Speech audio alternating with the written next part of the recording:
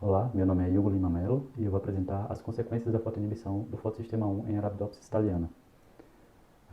A fotossíntese é o processo bioquímico mais importante da Terra e nela, através da energia da luz, as plantas são capazes de converter dióxido de carbono e água em moléculas de oxigênio e compostos orgânicos.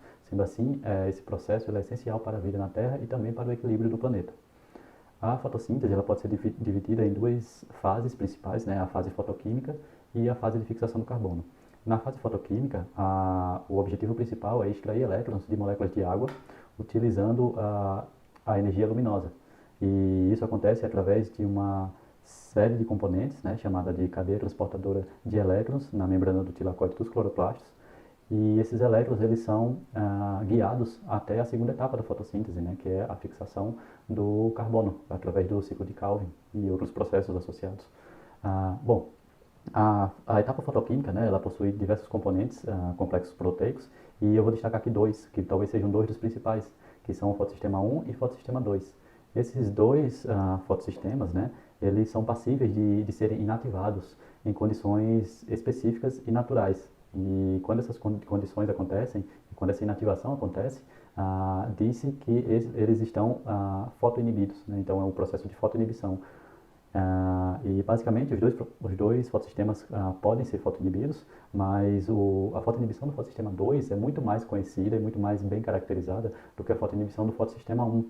E ambos são igualmente importantes para a fotossíntese, são essenciais para a fotossíntese em plantas. Então, com base nisso, né, a nossa pergunta foi muito simples. Quais as consequências da fotoinibição do fotossistema 1 no metabolismo vegetal?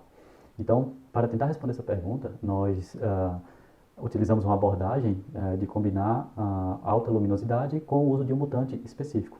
Então, esse mutante foi o mutante PGR5 de Arabidopsis thaliana, que era o nosso modelo vegetal, e esse mutante, ele na verdade não possui um dos mecanismos de proteção do fotossistema 1. Então, quando a planta mutante PGR5, ela experiencia uma condição de alta luminosidade, por não ter esse mecanismo de fotoproteção do fotossistema 1, o fotossistema 1 dessas plantas é inativado rapidamente, né?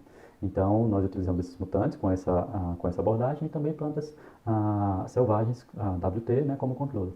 E utilizando essa combinação de tratamento com mutante, nós utilizamos diversas técnicas, né, para caracterizar esses efeitos da fotoinibição específica do fotossistema 1. E, então, aplicamos técnicas de biologia molecular, técnicas de fisiologia e de bioquímica em geral. Então, a nossa primeira etapa da nossa pesquisa, né, foi caracterizar esses mutantes nessas condições de alta luminosidade para checar se realmente estava havendo a menor atividade do fotossistema 1 ou fotoinibição, né? E nós comprovamos que, de fato, essas condições resultam na fotoinibição nessas plantas, né? E, além de nós confirmarmos isso, nós fomos capazes de explicar bastantes detalhes, né, desse processo, que ainda não eram muito bem conhecidos.